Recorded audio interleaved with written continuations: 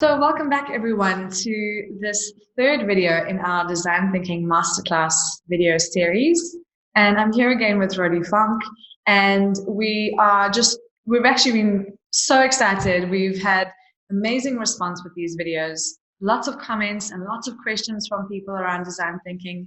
I think everybody really wants to innovate, and everybody wants to try new things and make change happen.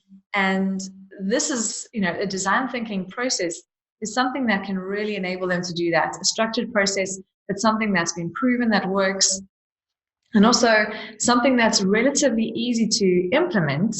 And it also it speeds things up. It speeds innovation up. So people are just so excited. We've had some great questions, and we can also then tackle those questions and answer them for you in these videos. And that's exactly what we'll be doing a little bit later on. So stick around and you'll get your questions answered. So for those of you who have seen the first two videos, you will have gained, a lot of the awesome insights and the teaching that Rody has shared with us. So if you haven't watched those videos, do go back and watch them. They are really, really valuable. There's a lot of content there. And if you haven't watched those videos, you probably won't know who we are either. So I'll just quickly introduce us. I'm Therese from Freegency, and Freegency offers online coached courses for individuals and teams, for people who are high performers, people who want to learn faster and go further into the digital age. Coaching is the new way of learning. You learn from an expert, someone who's done it before, who knows how to implement it, but also can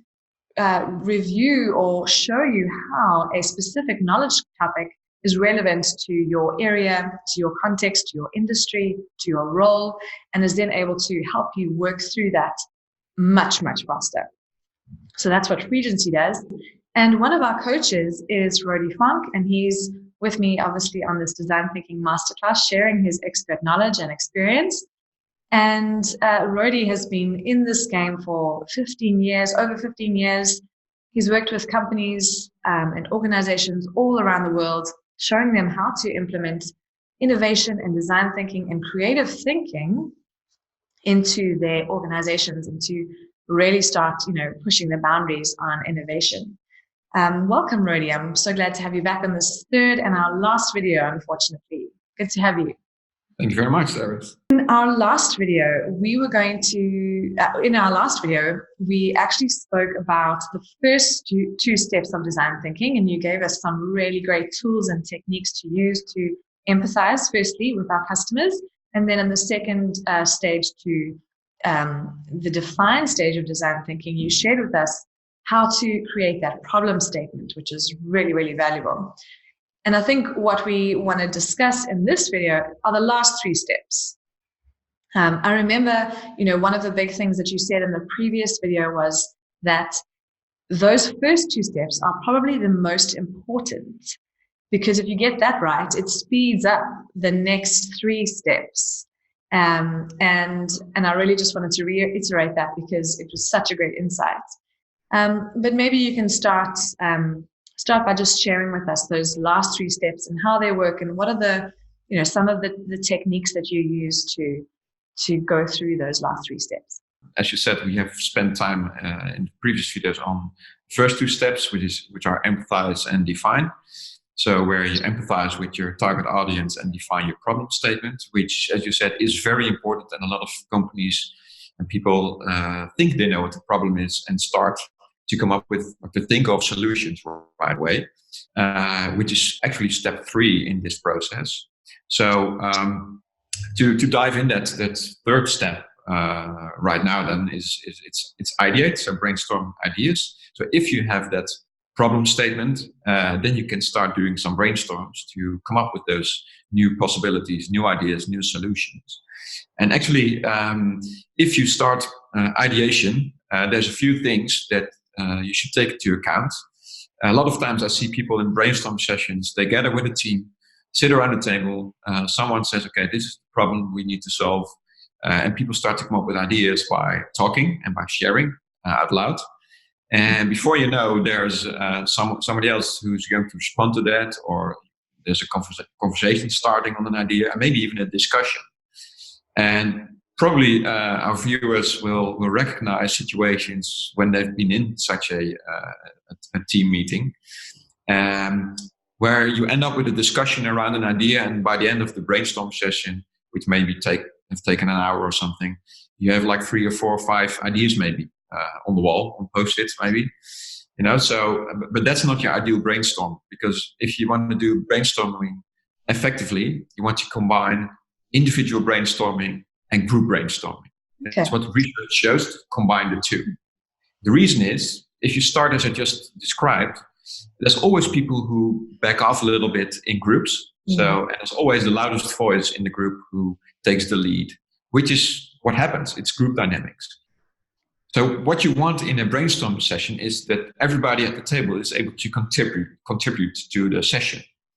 And a way to do that is to use a technique called brainwriting. And it's quite simple. So what you do, everybody takes some post-it notes, yellow ones preferably. I'll explain later why. Take a black marker, and you set a timer for 2 minutes on your smartphone, for example. And during those 2 minutes, everybody in the team is just starting to write ideas on separate post-it notes, as many as possible. And after those 2 minutes, you pass on those post-it notes that you've written, for example, clockwise through the team. So each of the team members gets some post-it notes from another team member. Mm-hmm. And you read through those post-it notes and do the same thing again. Timer, 2 minutes, start writing, but then you get inspiration maybe from the post-it note you just received from your team member. And of course, you can repeat this process as many times as you have team members, which allows you to contribute as an individual, but meanwhile being inspired by all the other team members.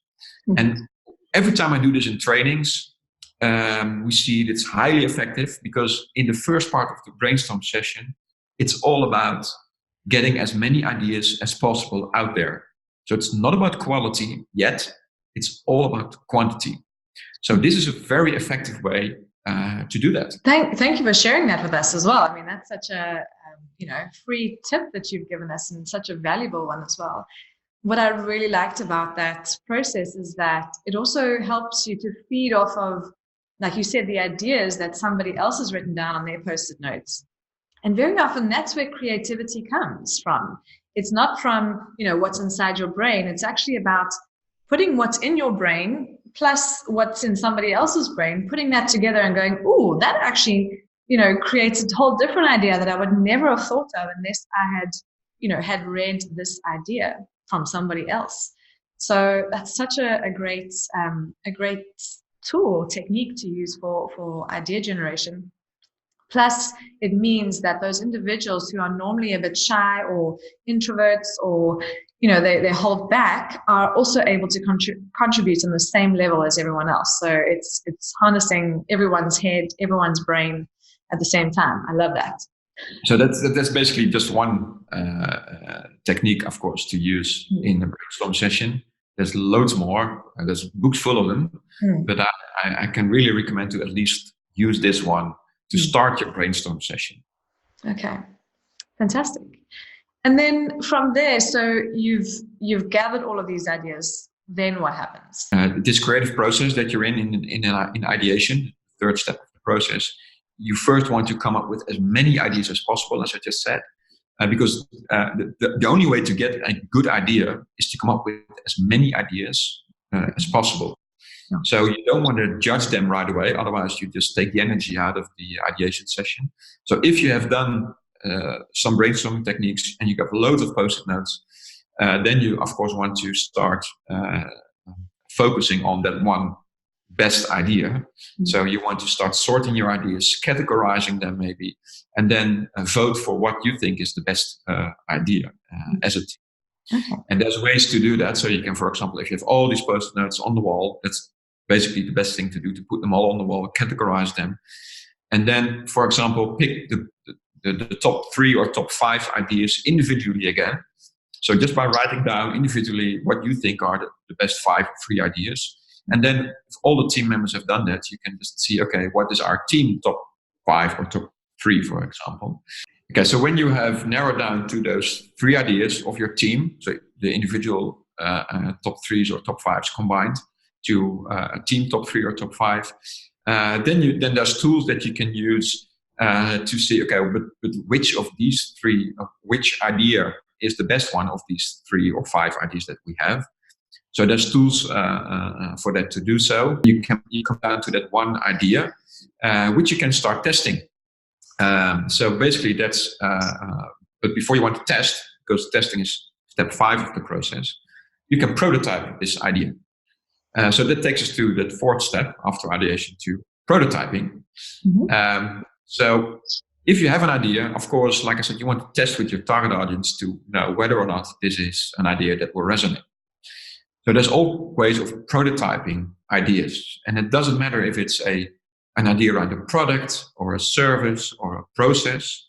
There are ways to prototype everything. So for example, if you wanted to, if your idea is around an app, for example, you can prototype this very simple, not by building the app right away, but just prototype it with paper and markers and pens and cardboard. Just sketch screens and use those to start testing with your target audience. And also this, of course, we can help our audience to understand how that works and how it is very effective.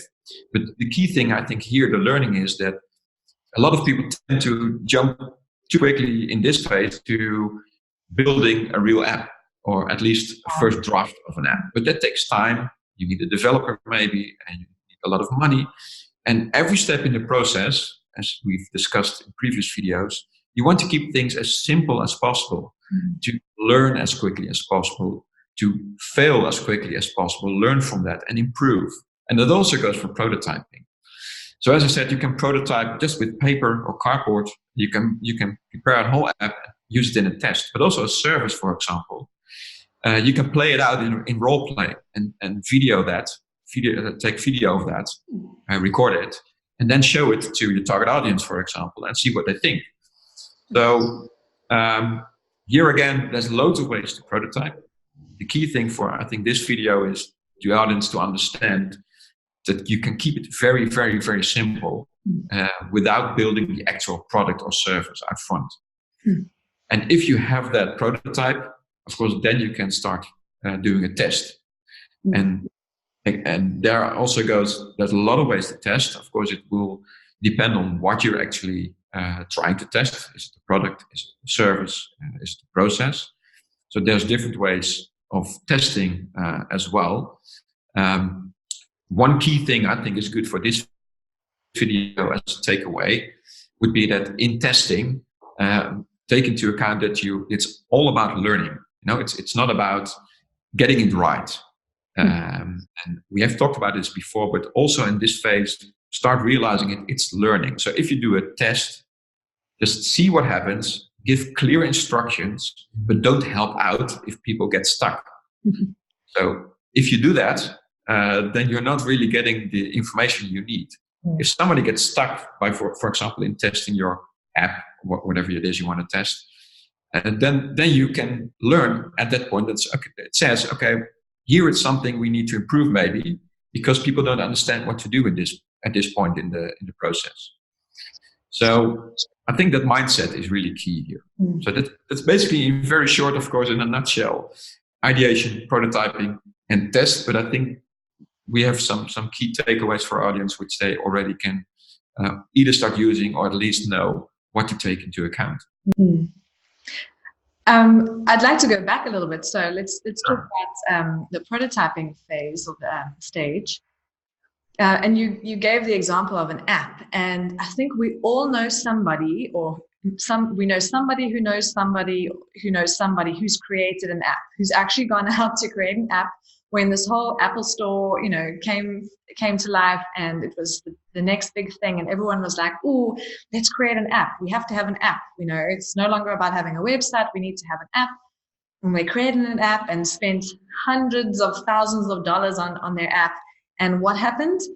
It tanked. Nothing happened. Nobody downloaded it. Nothing happened. And we all know somebody who's done that. And I think, that's exactly why that prototyping step is so important, because there's a reason why people aren't using it. There's a reason why it didn't work. There's a reason why it failed. And that's because they haven't gone through this kind of a process to really understand whether it's going to resonate with their users. So what I can do is give one great example of a prototype, which is coming from a company I think we have mentioned in previous videos. It's a company called IDEO in the United States. And at one point they had to do a presentation for a client for a part of an app for Sesame Street, so the kids program, everybody knows around the world. So they had to prototype one part of that app. And they had 1 hour to come up with a prototype, to prepare the presentation, and to do the presentation through a webcam. Yeah. So they had to present this in front of a webcam, and what they actually wanted to show is the feature that if you see a puppet of Sesame Street on your screen, you can touch the nose or the arm, and the figure starts to make movements. That's basically what it was. Mm-hmm. So what they did, in 1 hour, they printed out a very big size smartphone, cut out the where normally the glass is. So you have a cardboard frame of a smartphone, very big, put someone behind it, just maybe like I am right now in the screen. Yeah. And there was someone in front of this person pretending she was touching his nose like this, just with her finger or his arm. And he was just starting to make movements. That was it. They showed it in front of a webcam and they sold the app. You know, so they did it in 1 hour. But no technology involved. They didn't start building something technical. It was just cardboard, paper, and sort of role play actually. Wow. That's amazing, because that is just so simple, and you can do that quickly and prove what it is that you're trying to create, rather than going down the line, spending lots of money, lots of time, and it doesn't actually work. Exactly. And Rody, when you spoke about the test stage as well, I think one of the key things that you mentioned there was that it was about learning, and that we're there to learn as opposed to trying to fix the problem at that point. And we're observing the clients going, using the product or using the service or whatever it is that we're developing. But I think in our heads, we need to maintain that learning mindset. And that is actually something that we should be doing with everything that we do in life. We're always trying to fix. We're trying to fix something, and we're trying to, make it better as it is. Like right now, let's fix this quickly. Let's fix that quickly. And what we really should be doing is stepping back and going, okay, what am I learning here? What's the takeaway here? And what's the bigger picture to solve the real problem, as opposed to fixing what's right in front of me right now?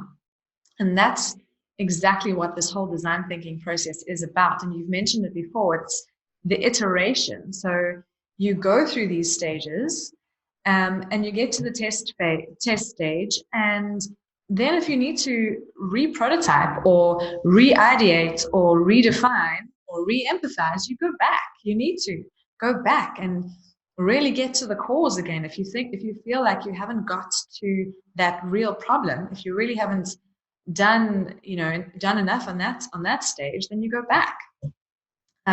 As opposed to just fixing it at that test phase and going, oh, no, let me show you how it's done, or let me show you what you need to do here, because you're never going to create a remarkable product that way.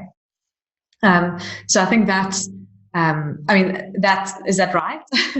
That's kind of what I'm gathering from what you're saying. Yeah, that's totally true. At every stage, previously we said, okay, just like you repeated now, it's iterative. So it means in every step of the process, you can find moments where you have to reconsider, am I on the right track? Is this something that is because we, for example, in the testing, if you see something is not going in the direction you would like it to go, you can say, okay, did we do the test in the right way? Or maybe we need to improve the prototype, or maybe even further back, are we actually solving the right problem here, or are we targeting the right audience here? So every time you should ask yourself these questions, and you don't always know the answer, but that goes with the whole process. It's trying. If you see the process or the test, for example, is not going in the direction you would like it to go, so it's not perfect yet, which apparently it will not be the first time. Mm-hmm. Always start thinking, where did we go in a wrong direction, or where can we take another route? Can we use other target audience maybe, or maybe we have to refine our problem statement, or we had a top 3 ideas. Did we pick the right one? Maybe we should go for one of the other 2 ideas. Okay, but you're still saying that, even though you're iterating and doing this, it's still a much faster process than normal projects or normal innovation projects will be running. Is that right?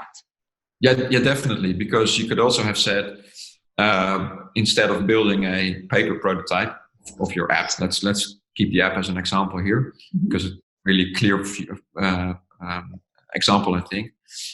You could have started to build the first draft of an app, saying I'm not going to build a complete one, but we're going to do some screens and some technical part, backbones, etc.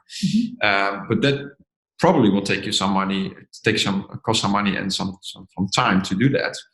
And then you get in that process of we hope it's right, because we are spending 3, 4, 5 weeks now and maybe $5,000-$10,000 to build this, so it better be right, So you start to get in that mindset. Maybe it's almost a sales mindset, everything you're going to do after that will be maybe unconsciously aimed at making it successful, instead of being in the mindset, okay, we just spent a day and $100, so we don't mind if we are on the wrong track. We can improve very easily. Yeah. And that's probably the difference between good products and great products. And good products need lots of marketing and they need to be sold, and great products don't need lots of marketing. They can just sell themselves. I think that's probably the difference. That's where the real innovation lies. Like Apple they just sell, they just sell products left, right, and center, and they don't do much marketing. It's very, very simple, and it just sells itself. Okay, great, Rody. Thank you so much for sharing that full process with us, and for sharing also those tips and techniques that we can really start to use immediately. There's so many amazing insights, and one of the things that I wanted to mention as well is that you were saying that people try and sell their idea or try and make sure that it's successful, and that's the sunk cost fallacy, and it's something that I've spoken about before on my social channels. It's one of these cognitive biases that we have, like, for some reason we think that something's going to improve or something is going to be successful, and we try and push and push and push, and in actual fact we should really just let it go and move on. And that's why design thinking actually helps people to overcome that sunk cost bias, which is a really great thing for leaders to know, or to and that's I think also what we said in the beginning of the series is design thinking is both a process and a mindset. And I've talked about the process now, and we have also addressed the mindset just now again. This is that mindset. True. And the one thing that I wanted to ask you, Rody, was how long does it take for somebody to get that mindset? I mean, that's not something that you can necessarily teach. Is it through practice that people gain that mindset? How does that work? So you can teach the process and show them how. How do they really get to the mindset of design thinking? By doing it.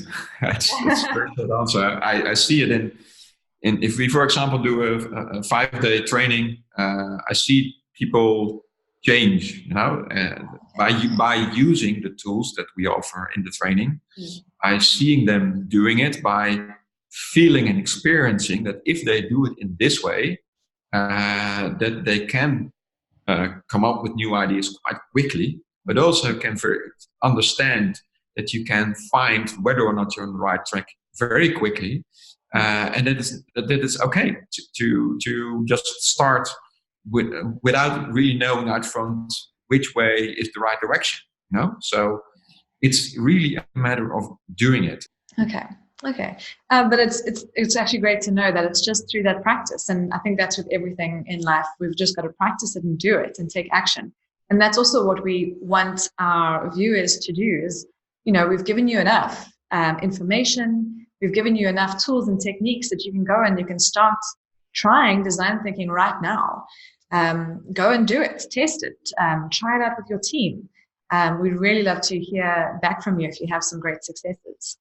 We want to give you lots and lots of value that you can start using this process already. Yeah, I was just thinking about this, that you don't have to do everything right away of the whole process, because it's not easy to do it all at once, to get everybody aligned in your team. You can just start whenever you have a brainstorming session planned already in your agenda, you now have a technique that is really helpful. You can be the one saying, okay, I learned this technique, let's try it out. You can be the one saying, oh, before now we have this idea, before we start building stuff and hire people to do that, why don't we first create a paper prototype of this and test it with a couple of people just to see whether or not we're on the right track. So you can be the one doing it without needing your whole team, maybe, without saying to everybody, you have to do it, all of you have to do it this way. You can start very small. Okay, great. That's good. Good insight. And Rody, the one thing that you didn't tell us in the ideate stage is why we need to use yellow post-it notes. You mentioned it earlier and you forgot to tell us. That's great. Yellow post-it notes. Why the yellow post-it notes? Well, there's of course very many different colors of post-it notes. And sometimes I see people using greens and blues and yellows and reds, just mixed. But when you start categorizing your ideas, so there's one on each post-it note if you did it in the right way, and you start categorizing them on the wall, for example, you get this very colorful wall with all those ideas.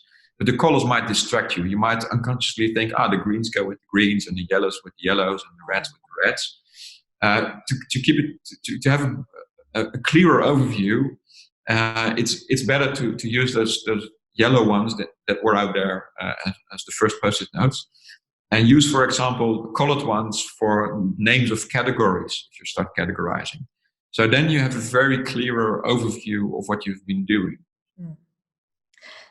That's a great point, because there's a lot that goes in on our minds. We do so many things subconsciously that we're not even aware of, and color is definitely one of those things that will guide us. But okay, well, I'll take your advice. Only yellow post-it notes, only black markers, and we can save the color for the categories. Okay, great. You want to have the tip on the black markers as well? 2 reasons to do that. Okay. Well, tell us that one too. Yeah, please. You can spend a whole day talking about post-it notes. So. Black markers, 2 reasons. First of all, in the process of brainwriting and getting as many ideas as possible, you don't want to write whole stories on a post-it note.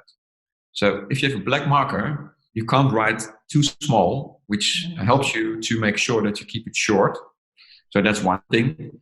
The other thing is, once you have, for example, categorized on the wall and have put all the posts on the wall, at some point you want to collect it and you want to somehow record it or keep it somehow. Probably what you're going to do is take out your smartphone and take a photograph. If you have written with a pen and very small, it's very hard to read it on a photograph. So when you write with black markers, it's bigger and clearer. So those are the 2 tips on using a black marker. Great. You've saved us some time, because, we probably would have had some people, or I would have done it, done this and then suddenly gone, oh, hang on, we've got to do this all over again because, we haven't written with a black marker. Silly. Great. Thank you. Rody, now we're going to move on to some of the questions that our viewers have asked us. And these are such great questions. We won't spend too much time on each of these, but we'll really try and cover, as much so that it can answer the question for individuals. So the first question that we have, and I think we have covered it probably in the past 2 videos in each of them, but it is something that comes up all the time. How do you get organizational buy-in with design thinking? How do you get your organization to buy into what you're doing and to actually use this process going forward? Well, first of all, don't start selling design thinking in your company. Maybe you shouldn't even use the word in your company. It's a matter of finding maybe a project with a small team and aim for first successes and pick out some of the tools that we have discussed and start using them. And so people, there will always be someone in the room, maybe more than one, saying, this is interesting. I can use this in another project as well. Great insights here. So then you start spreading the word, so to say, without literally spreading the word by saying it, design thinking. So that's a way to do it, and then aim for those first successes. And a first success can be getting a lot of ideas out of a brainstorm session, which is, of course, a part of the design thinking process. But you don't have to call it like that. But if people start seeing that you can get successes by using these techniques, they will probably start using them as well. And then you're starting. And then when you have a first, maybe small, not too risky project where you can use the whole process with a small team within set time frames and within already set agendas, and you can come to better outcomes than you did before. And then again, people will start to be curious, and of course, people tend to be open to successes. And if you can share those successes, they're probably going to ask, how did you do that? Can we learn? And I think that's the way to start it and to do it. To slowly take over the world. That's basically. Yeah. Okay, great. That's a really simple way of doing it. And I think you've said it before. People are drawn to success. So as soon as you start delivering success, they're going to go, "Oh, how did you do that? I want to do the same. I want to get the same." Yeah. One of the questions was, what is the cost to not innovate? And that's quite a broad, I think that's quite a broad question, because it would be different for every organization, for every team. But do you have an answer for us? That's a great one. I saw the question. So I've been thinking about it. Of course, costs can be literally money, but it's really hard to say, because you can never compare the situation where you have done it or when you didn't do it, because it's you can't do over the last half year with your whole company and see what would be the difference. So it's quite hard. What the cost in not maybe in money, but in competition or market share could be, for example, is if you don't innovate, there might be this smart startup somewhere which you didn't know of yet, and all of a sudden it pops up and takes over part of your market share, because they have great success, but they start very small and they started to build something smart, maybe some technical solution, I don't know. And all of a sudden they're there, and they come out of a unknown area that, so you're, for example, in banking, banks are maybe not your biggest competitors anymore, because I heard a story in the Netherlands from the central bank here in the Netherlands, that this former CEO that bank said, nowadays 70% of the financial market are companies which are not banks. And this is apparently quite different from years ago. So not innovating can mean that you miss out of new possible successes. You lose market share to unknown competitors. That can be one of the costs, so to say. At least be open to see what is out there, what is happening, experiment maybe a little bit outside of your company to keep it safe, but just make sure that you get a feel for what's going on in the world. And the one of the things that I just thought about was those startups who are probably some of the biggest competitors out there at the moment, to banks, but also to other industries as well. They are forced to run lean processes, to be agile, and in actual fact, just probably just naturally, they're forced into a design thinking process and mindset because they don't have the massive budgets and the big teams. And that's probably why they're succeeding, because they're doing things on a smaller scale. They're testing and they're seeing what works, and then they're moving really, really quickly to change and to launch something else.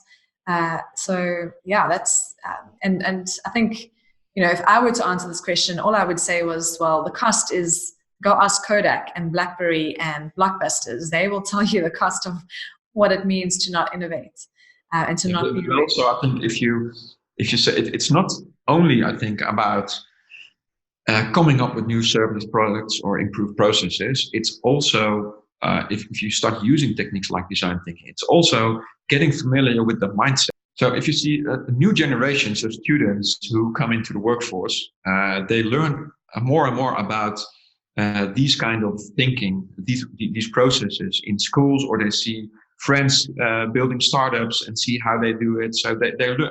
I see it happening in schools more and more. But these people are coming into maybe your company with this mindset. And if you as a company don't have at least understanding of how this mindset works and how this can help you as a company to be more flexible for a fast changing world, then you might lose those people again, or they may not even want to work in your company. So there's two cultures clashing then. So you start to have to build at least that culture. Yeah, that's actually a really good point. A much bigger, broader thought process that you've got to think about. Yeah. All right, so we've now spoken about something quite big, and this next question is actually about how do you implement design thinking into a small workplace? Probably someone who's just one person, a freelancer or a designer, or something with only one or two people. How do you implement design thinking in that kind of workplace? Well, I think it's not different from actually big companies. Well, actually, it might be very much easier because if you are open to these kind of processes and this way of thinking, you can start using the tools of design thinking in projects that you're doing, or maybe with your clients to get to the core of the problem. So then you can use those tools, maybe, like I said, in collaboration with your client, maybe to improve the outcomes of what you're offering to your clients. Okay, that's a good point. And I completely agree with you, Rody. It is easier when you're a single person or a smaller team, much easier to get buy-in. And also, this is a very simple process. So it's something that you can keep simple again. And it also, again, shows that you don't need big budgets and lots of time to implement innovation in your small organization. You can use this a design thinking process, and you can use it for small projects. You can use it for small processes and systems, for creating new products for your audience. And I think it actually works exactly the same way. Keep it small should be across a large organization and a small organization too. All right, so this is one of the questions that I really want to know as well, is how do you not revert back to old strategies and old ways of thinking? How do you stop yourself from going back to the old ways of doing things? Yeah, that's also a very good question. This almost comes down to change management or behavioral management or behavioral change.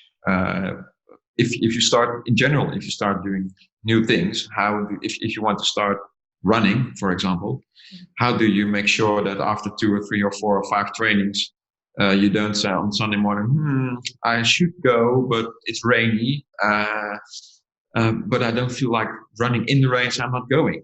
So it has something that has to, how do you say it, become a new way of doing for yourself automatically. And that goes for every behavioral change. And I think it's not different for design thinking or innovating. It should become part of your routine. And in order to do so, you have to start, of course, somewhere and be persistent. You have to, even if things are not going the first time the way you want it to go, which probably is not going to happen. So you have to be persistent and keep on trying. But again, if you keep it small and without having it eating up too much of your time and maybe budgets, then it's not that hard to at least try it over again. So I think that's what it is, behavioral change. And that's exactly it. I think, with anything that you're going to try and do, you've got to practice and you've got to keep going and you've got to really, just put the action and put the time into it. And then it will start to become a habit and a way of working and a way of thinking. And So again, just compare it with like I just did with running. If your aim is to run a marathon under 3 hours and you never ran before, don't expect after 1 month of training that you can run a marathon under 3 hours. So that's basically also something that requires a lot of training. Yeah. One of the strategies that I use to remind myself to do something, or to do something, is through questions. So I'll either, keep questions top of mind, or I'll put them on the wall so that I always remember to go, okay, I need to remind myself about that. And it reinforces what I'm learning or what I'm working on. So as an example, people can say, think of a question: what do our customers think? Just to remind them to empathize.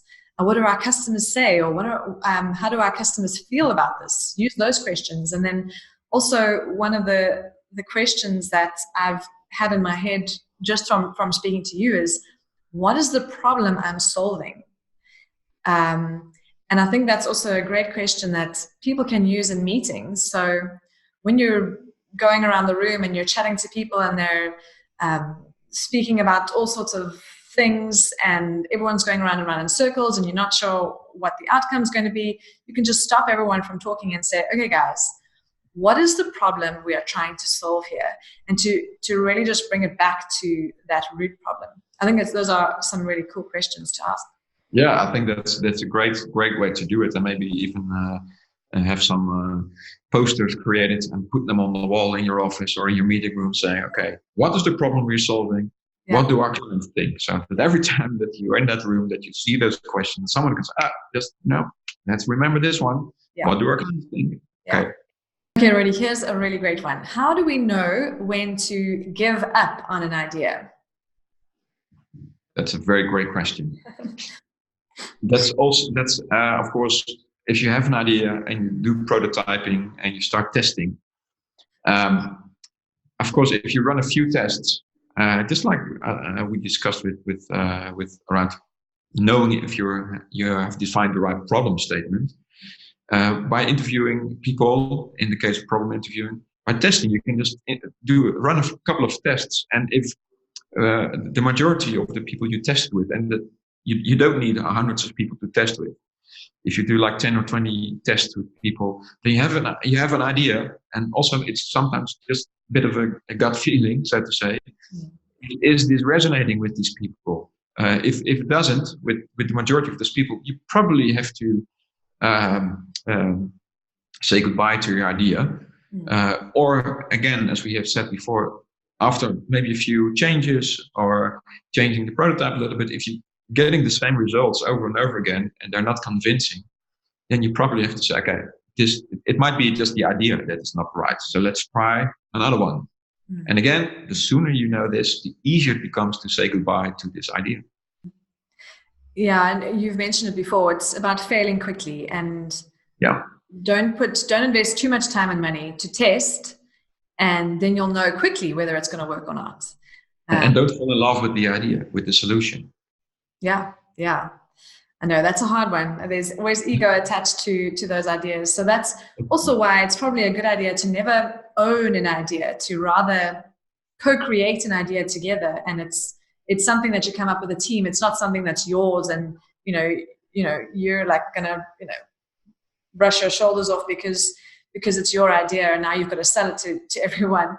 Rather, don't own it. It's actually probably better not to, and you'll innovate better that way. Yeah, definitely. All right, here's an interesting one. Actually, these are all such interesting, great questions. Is how do you be innovative in an industry that's highly regulated? So like the legal industry, or in government and those kinds of industries. How do you innovate there? Yeah, I understand that question. It's of course, if you're in a highly regulated industry, it may be hard to find ways of doing things differently. But I think there are ways to do it, and I think it comes. I do not have a background in legal or finance, so I have never had to deal with a lot of regulations. But I do know a story from the UK government where there was a guy in in a team, or he was building a team to improve online services. Okay, so in the UK, there is this carers allowance, which is something if you take care of a person which is close to you, you get a £60, I think it was, per week to do that. But you had to go through 400 questions online to get this service, which was of course really annoying. And this person who came into the UK government to improve on services like this one said that we treated these people like new criminals in this questioning. So what they did, they got a team together with different expertise in it, also someone from the legal department. And as soon as they came up with an idea whether or not they could skip a question or rephrase it, it would somehow probably touch also on regulations or the law, maybe even. So this person, because he or she, I don't know, was in the room, understood what the intention was of changing the policy or improving the policy, and could see, okay, I can talk to the legal department and see where we can maybe interpret this law or rule a little bit differently, or maybe stretch it without, of course, being unlawful, but still within the regulations, but make this work. And I think that's why you need a multidisciplinary team to do things like this, but to at least understand it from the core. What's the intention of why you want to improve or change things? And maybe you can be creative within the set regulations, or maybe there are possibilities to maybe stretch them a little to create room for this new opportunity. So I think that's something you could try in a highly regulated environment.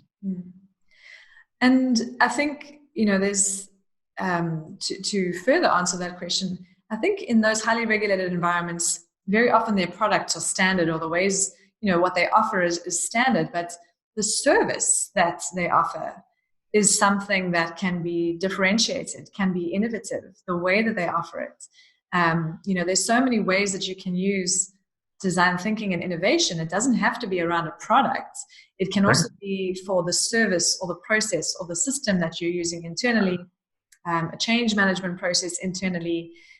There's so many ways that you can apply it. Maybe this reminds me of two maybe things that resonate with the situation. One is a lot of innovation is done around changing a business model. So if you cannot, because of regulations, change the product or maybe even the service, then you can still rethink the business model, as Apple did back in around 2000 by coming up with iTunes. That didn't change music; they just changed the business model by buying in a lawful way high quality music, one song at a time if you want it. And another thing is, you can also say, okay, if we want to innovate in a highly regulated environment, you can also put the innovation outside of your company and experiment, maybe use another brand name. So if you so that you don't have the risk maybe of doing something that is maybe almost unlawful, which could infringe your existing brand, So there you can maybe experiment a little bit more. So that's something you can, or you can also just be an Uber and say, okay, we just try it, and whenever someone says this is unlawful, then we go to the judge and see who's right here. But maybe that's not the ideal way to go. Yeah. It's do it and ask for forgiveness afterwards. That's it's a strategy, but you have to feel comfortable with it. Yeah. So one of the other questions is, do you need technology to be innovative? Well, short answer, no.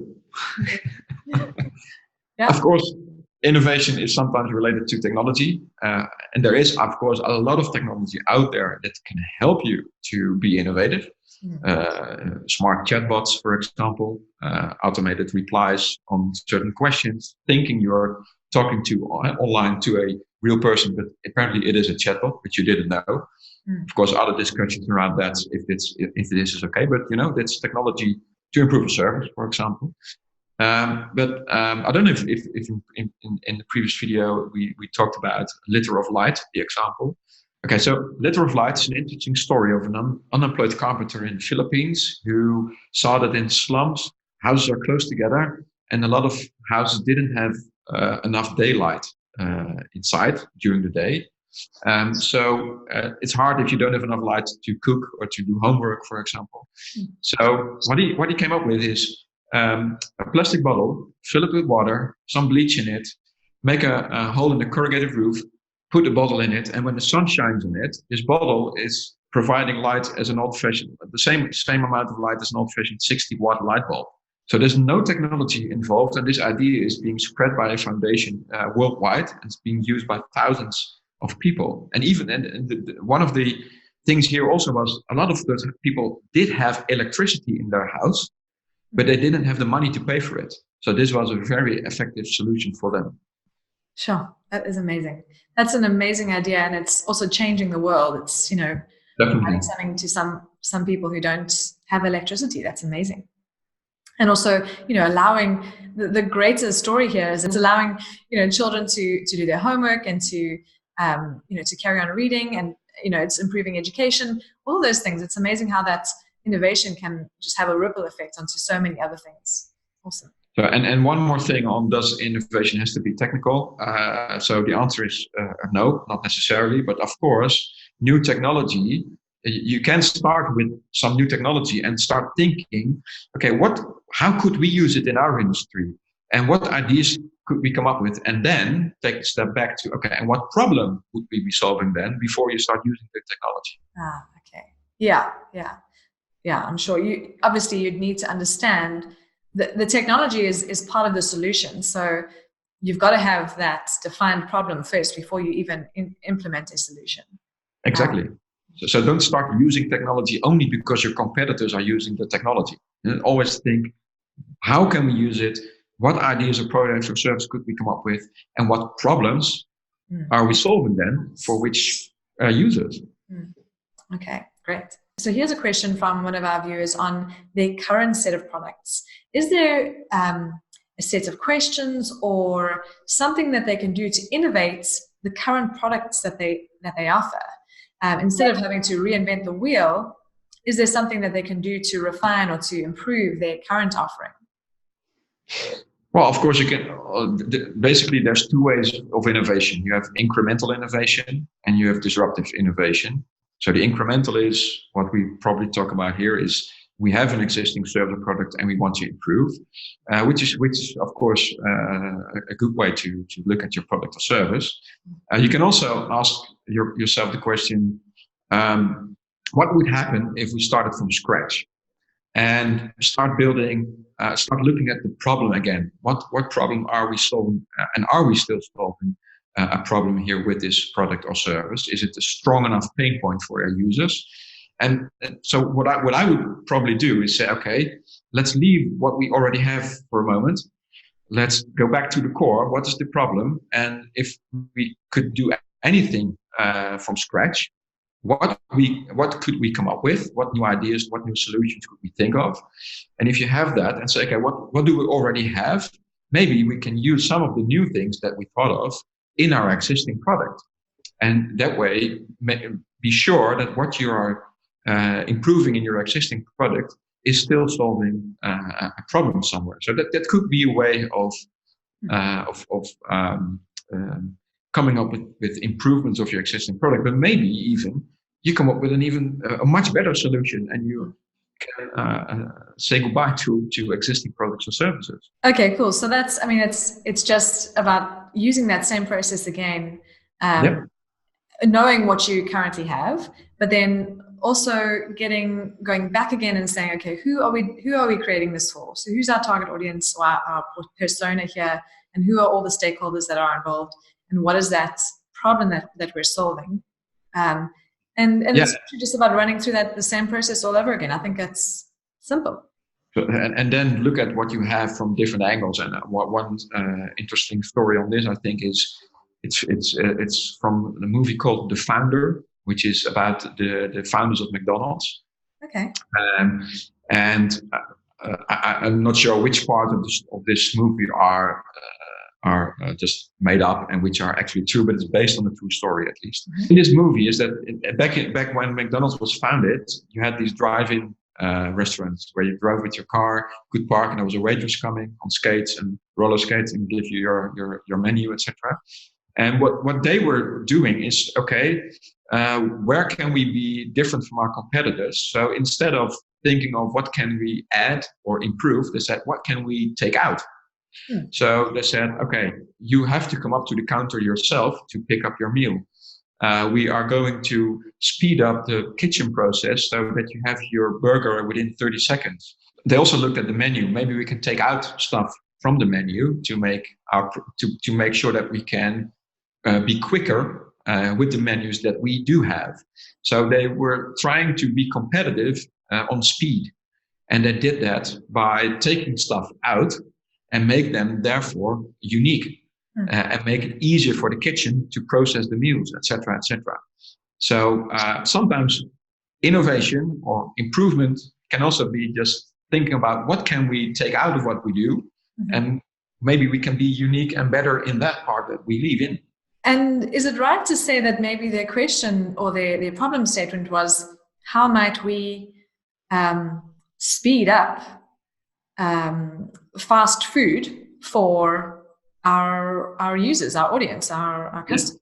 But maybe they started off with that. How can we make sure that our menus are served faster, something like that? Yeah, and it's about focusing on that point, and that's where you then become differentiated and unique and offer something that is really fast. I mean, it doesn't get much faster than McDonald's. So thank you so much to everyone who's asked us questions. And if you still have any more questions, please leave them in the comments on this page, or you can email us hello@freegency.co, and Rody will definitely try and get to answering those questions for you. But what I wanted to ask you now, Rody, because our real reason for doing this masterclass, for putting this masterclass together, for speaking about design thinking and innovation, is we really want more innovation in this world. We want this world to grow and to develop and to transform. And the only way that change is going to happen is through the individuals and the teams that take up something new, try something new, and release it and launch it to the world. And we want to really make sure that you who are viewing this video are going to take what you've learned here and implement it. And Rody, I mean, what are the things that our viewers, the individuals, and also the teams in organizations, what can they really get if they were to innovate more? What is the big, massive benefits to them if they were to innovate more? Well, I think there's a few things. First of all, if you look at individuals, employees, you see that the skills that you learn by doing processes like design thinking are the skills that employers will ask from their employees more and more in the near future. Looking at research done by the World Economic Forum, for example, you see that these type of skills like problem solving, analytical thinking, so these kind of skills will be in the top 10 skills necessary, according to this research from the World Economic Forum, to be of value as an employee to employers in the near future. So that's already one reason for individuals to be hopefully keen on learning these kind of skills. So if you look at it from a company point of view, then by using these kind of processes and ways of thinking, as we've discussed earlier in this video, it will give you this competitive advantage, or at least you will be able to keep up with competitors who might already be doing this, or stay ahead of this smart startup that you're not know of yet, but that might already be busy trying to eat up market share in your industry. So in order to survive in a fast-changing world, we all don't know really what's going to happen in the next 5 to 10 years. There's of course a bigger discussion on what technology will do, what type of work there will be in the near future, what organization will survive and which won't. I think you better at least keep up to date instead of just sit and wait and hope that that will survive. And I mean, one of the things that you've mentioned in a number of the stories is innovation isn't just about making money or saving money or getting a promotion or creating amazing products. It's not just about those things. I mean, those are all great. Don't get me wrong, but it's also about transformation of the world. It's about creating remarkable products or remarkable solutions for individuals who need them. I mean, you shared in the first video the story of the engineer who created that experience for children with the MRI scanner. And it meant for those children that they didn't go in there crying. They went in there, to this MRI scanner that was decked out like a pirate ship. They went in there thinking, oh, wow, this is amazing. I wish I could come back again. And that feeling of knowing that you've had a part to play in that solution for a child or for something like that must be amazing. I mean, that must be life-changing. And I think for me, that's really what innovation is about that real transformation, that real change in the world that you can bring to someone else. And I'm sure. And if you would bring that down to an individual consumer, for example, again, or user, nowadays people are more and more looking for value and experience instead of you just market a product in order to get people to buy it. That's not how that's how we did it like 50 years ago. So you want to deliver a better experience to your customer or user or client, and this is what you I think should be looking for, and why design thinking or similar processes are valuable to learn to make sure you can do this. Rody, that is such a great point. I agree wholeheartedly, because as someone said to me the other day that leaders used to be about creating strategy, and now it's actually about creating experiences. And that means creating experiences for customers, creating experiences for employees. And I mean, you can even then take it down another level and say, well, I want to create experiences for my family. That's really what I want to create. And that's what we're all focusing on nowadays, is creating amazing, remarkable experiences for people in our world. And that's what innovation and design thinking does.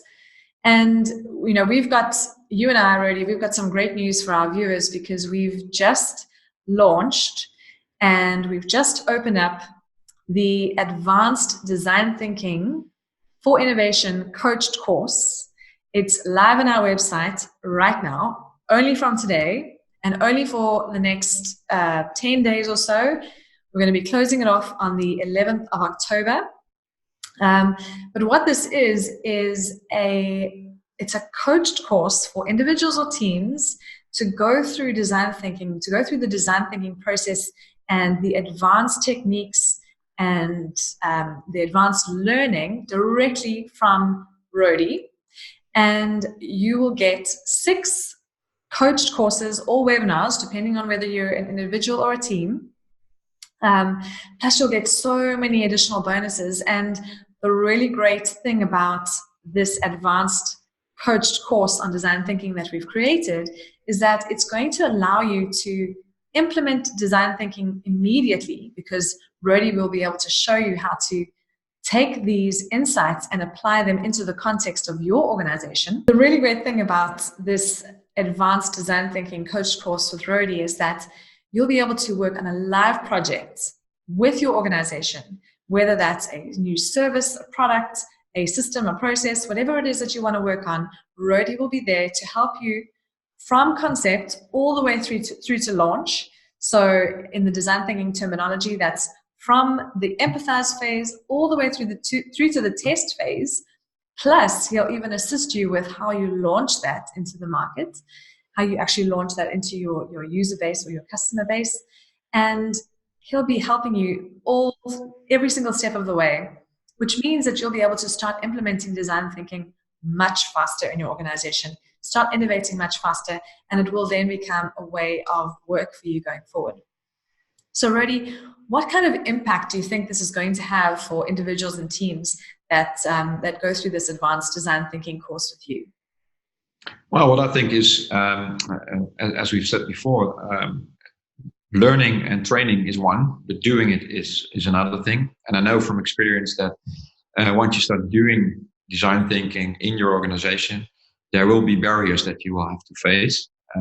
And by going through this coached course, I'll be there to help people on that journey to see how we can manage these barriers, or even, of course, to get rid of those barriers ideally, and then step by step get at least a project done by design thinking, and knowing what you could do after that project, where you can improve and maybe do it yourself then, of course, over and over again. So I think that's the major thing that people will get out of this coach course. Fantastic. The other thing that I wanted to share with you, though, is that we've got some really great bonuses that we've included in this coach course. Rody has shared his years and years of experience with a workbook, a design thinking workbook that you can use with your team. He'll be sharing, I think it's about 13 tools and templates that you can use immediately in your team as well, which will really help you and to help you get focused on the right things to do to implement this design thinking process in your organization. Also included some of the bonuses that we've added in a pre-course assessment as well as a post-course assessment to make sure that you've really understood the key concepts of design thinking and to see the improvement and to see how you've benefited from the course as well. The one thing to also remember is that this coach course is unlike anything else in the market. So sure, you can definitely go and find some workshops. You may have to travel somewhere to go and do that. You may find some online courses, but there is nothing like a coached design thinking course that we're offering today, because we want to ensure that organizations and teams can learn flexibly wherever they are, and that you can start learning immediately, but also learn from someone who's been there and done that, who has the expertise and who's able to guide you so that you can learn faster and go further into this digital age. We also have two options available, and the first is for individuals, and that's a one-on-one coached course with Rody. And this is really great for either people who are solopreneurs or entrepreneurs or freelancers or designers who want to learn directly from Rody, or maybe perhaps it's for individuals who prefer to learn on their own. And our second option is for teams. And this option is really great for teams and organizations who work together on projects. So how do you sign up for this amazing offer? All you need to do is go to freeagency.co/design thinking, and all of the information is there. There's FAQs, there are testimonials, all of the information around the bonuses. And if you want to book a call with us, you can also do that too. There's a booking form on that webpage, or a booking button on that webpage. Just click it, fill out the form, and we'll be in contact with you to discuss this further. So don't forget that this offer is only available until the 11th of October, and it is going to be phenomenal. And not just because you haven't received amazing value from the Design Thinking Masterclass already. Rody has given so much value. I've learned so much. And all of these tips and insights and knowledge that he's shared with you, you can actually use all of that already to start innovating and to start implementing design thinking in your organization. So don't think that you can't. Go and try now. Go start. You've got to start from somewhere, and the best place to start is right now. But if you want more, if you want to be able to create more remarkable products, exceptional products, then the Advanced Design Thinking for Innovation Coach course is definitely for you. And we hope to see you there. So I wanted to just say, Rody, thank you so much for sharing everything that you have with us. It's been great. The case studies and the insights and the techniques have all been so helpful. And I'm sure that our viewers have got so much out of this, so much amazing value. And I really, really appreciate it. And yeah, from me, I want to say to the viewers, thank you so much for joining us, and we hope to see you soon. Yeah, of course, also from my side, thanks for joining this video series. And it was my pleasure to share the knowledge on design thinking. And well, I really look forward to people joining in and subscribe for this advanced course, because I'm really happy to help them on their innovation journeys and to help them to get design thinking implemented in their own organization. So looking forward to it.